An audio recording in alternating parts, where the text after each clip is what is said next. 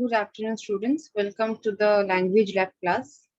So, in language lab class, we are discussing some grammar topics.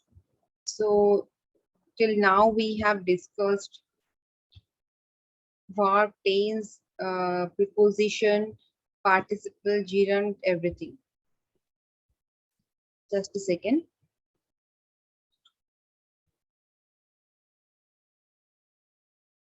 So, we have discussed parts of speech, phrasal verb, preposition, tense, verb, participle, and gerund. So, we will discuss today synonym and antonym.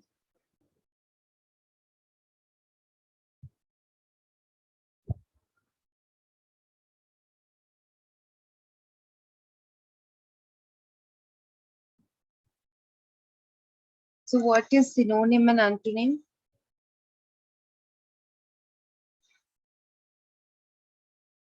We are going to learn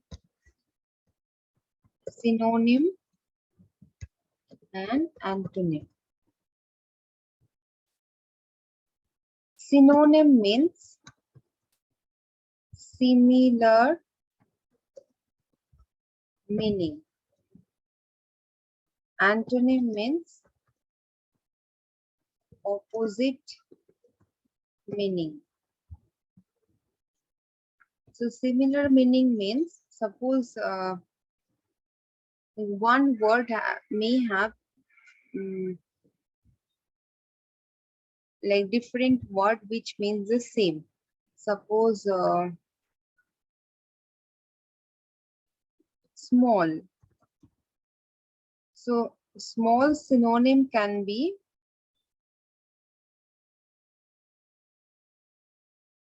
tiny.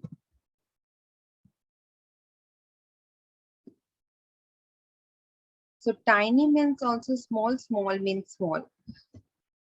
So antonym is the opposite. So if we write small opposite,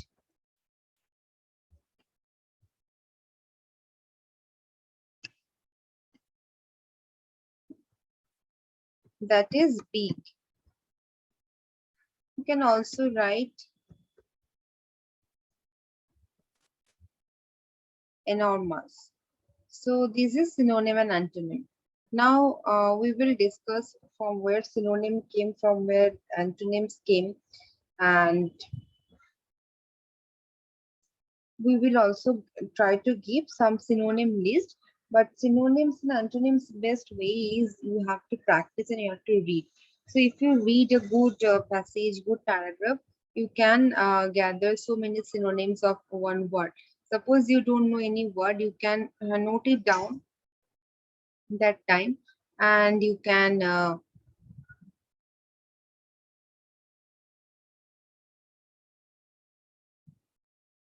just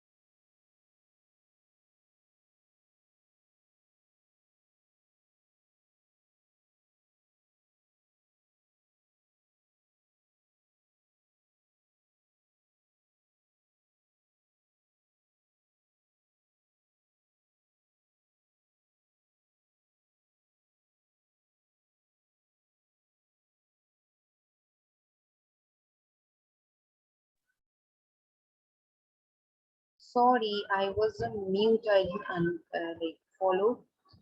I told that this is one list of synonym: happy, hardworking, hate, honest, however, hypocrisy, important, intelligent, introverted, job, charge, justify, journey, key, kind, knowledge, this thing. So we are discussing the definition of synonyms. One of two or more words or expression.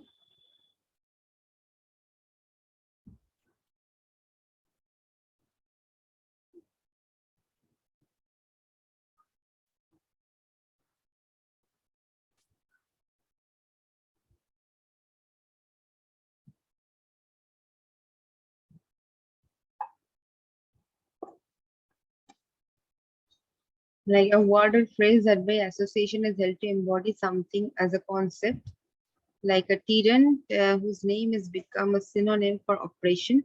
Metonym is something one of two or more scientific names used to designate the same taxonomic group called homonym. Okay, some difference between homonyms and synonyms and antonyms. With the English language, why I should enable live transcription?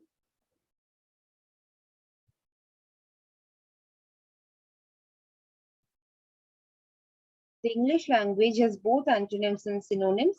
So there are many more words with synonyms that there are other words with antonyms. So since many things exist which we do not have an opposite, like the word sandwich, for instance, may be said to synonyms in the words the hoagie, grinder, submarine, and many other words, but there is no opposite of sandwich. So there are some words which do not have antonyms, but words have synonyms. The sandwich is one word, like it doesn't have any antonym. So antonym is also a much more recent addition to English than synonym is. This first appeared in the 1860s, whereas synonym has been used for more than 500 years.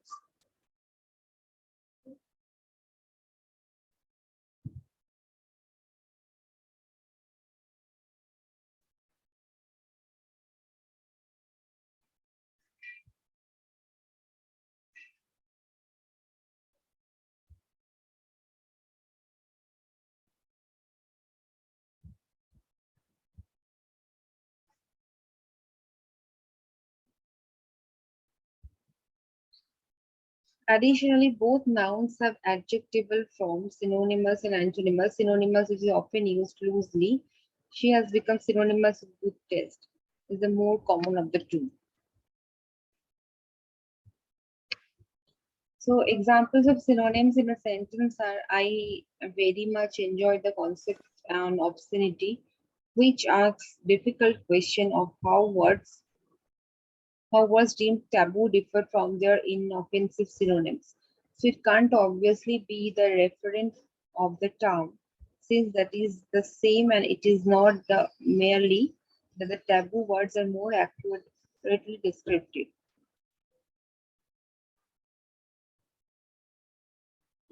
The debris hurtled by so fast that the New York Times editorial page seemed to run out of synonyms for disgust, revulsion, and abuse. So nor is it a synonym, the entertainment business. There are upstanding citizens who make their living in that field. Small and little are synonyms. Some difference between synonyms and antonyms. The English language has both antonyms and synonyms. Okay. Now, what is the history of an etymology of antonym? So borrowed from French antonym, probably back formation from antonymy, opposition of words with contrary senses, borrowed from Greek antonymia, it found. So back formation is a process of word formation. There are a lot of process. So back formation is one. So antonym is coming from antonymy.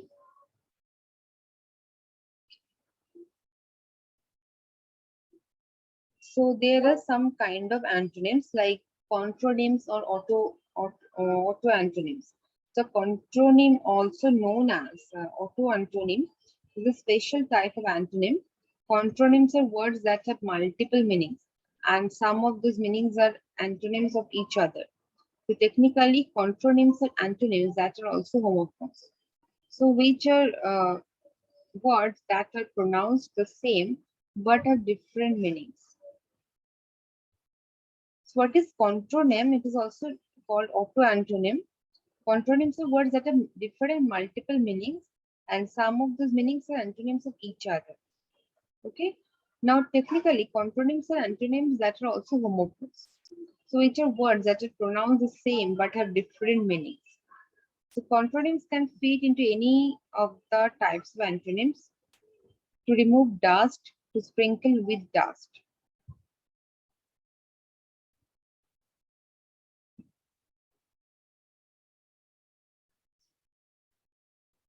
The first one, to remove dust, means as in cleaning.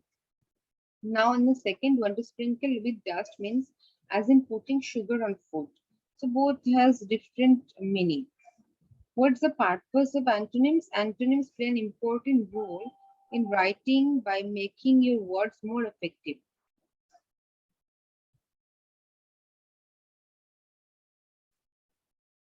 Placing opposites together highlights the differences and make the individual word stronger. Specifically, you can use the power of opposites in three ways.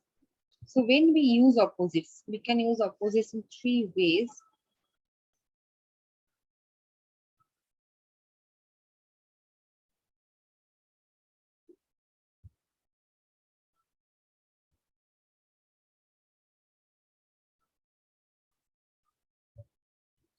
Like we can use antonyms for comparison. If we use antonyms in comparison, like opposite words, the concept what we try to like make clear, it becomes more prominent. For example, let's say you are discussing life in urban areas versus life in rural areas. So instead of just listing facts about each, you can use antonym pairs to communicate the differences more clearly. So you could call rural life quiet and urban life noisy, or say that there are few people in rural areas and many people in urban areas. So antonyms help us to like compare the two things more prominently. Description, sometimes the best way to describe something is to explain what it is not. Using antonyms, the negative, can add new dimensions to your descriptions and improve your writing's word choice. For example, you might describe someone is arrogant as not modest or not humble. So because modest and humble are antonyms of arrogant, you are saying the same thing. However, using the antonyms, draw attention to the fact that the person chooses not to be modest or humble, which adds a little more characterization than simply calling them arrogant.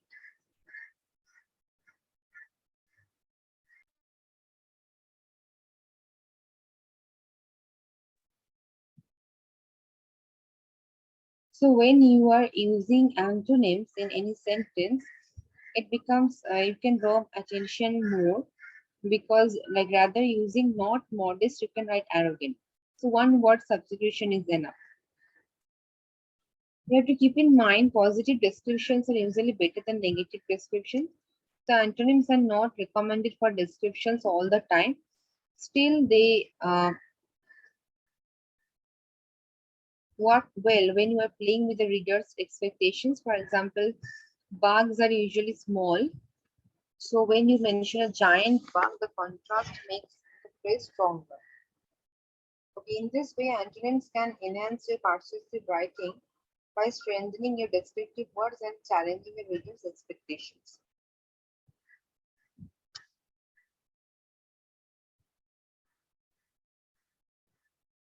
Okay, antithesis. What is antithesis? It is a literary device, like it is a process of writing a sentence.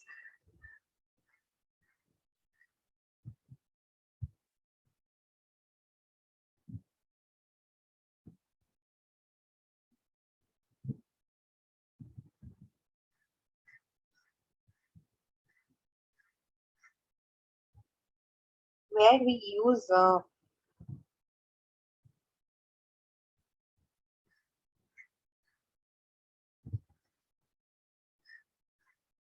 opposites. Like one of the most famous example of antithesis is Neil Armstrong's real-life quote, "When reading on the moon, that's one small step for man, one giant leap for mankind."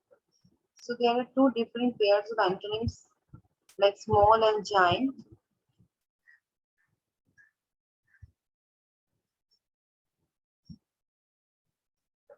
step and leap. So by putting the opposite concepts of small step and giant leap together in the same sentence, this statement makes each them seem more significant. Neil's first words on the moon where I took a small step and nothing more is not really as popular.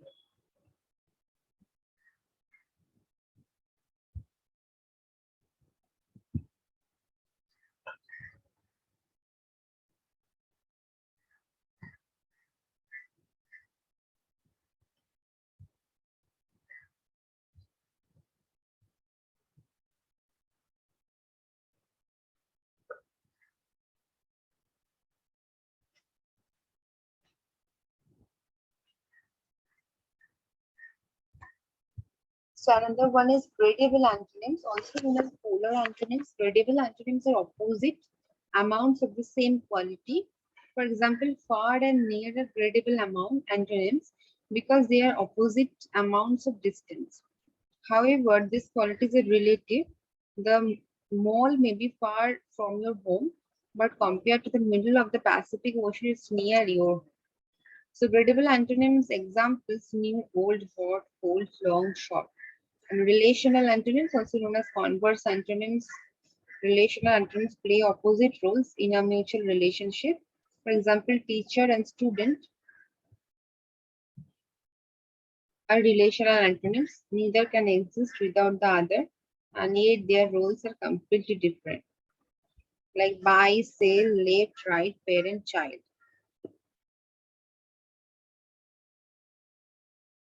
Antonyms and prefixes. In English, antonyms are often used with prefixes. So what is prefix? When we like add some like part of word in the front of the word, may make new word, and sometimes it makes opposite, like model in model. So there is a few prefixes that reverse the word's meaning, turning it into opposite. Perfect for antonyms. So be careful when you use prefixes. Not every word can take a prefix, so you can't add them wherever you want. Sometimes a suffix also make opposite words. So we have seen that where we can use antonyms, where we can use synonyms.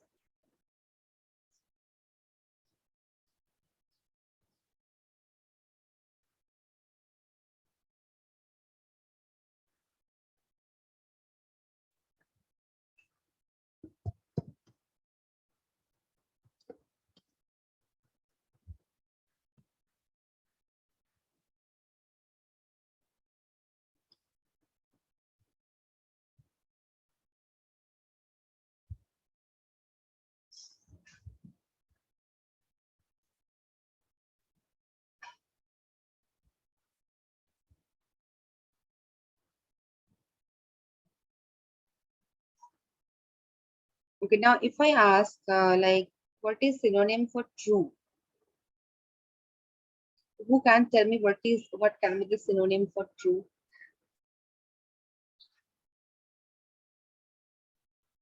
Okay, can you tell me the antonym for true? Antonym for true can be false, right? Okay. What can be the synonym for cry? Can write sob. An antonym for cry can be laugh. Okay. Build. What is the antonym for build? You can write destroy. Hard. What is the antonym for hard? It can be soft. Sick. What is the antonym for sick?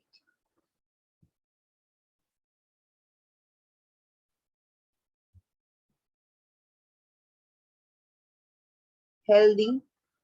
Okay. Hungry, you can write fool. Brave, what is the antonym for brave? You can write coward.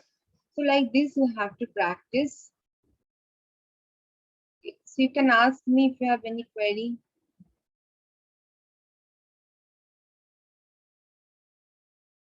Okay, then we'll conclude the session here. We'll again meet in the next class. Thank you.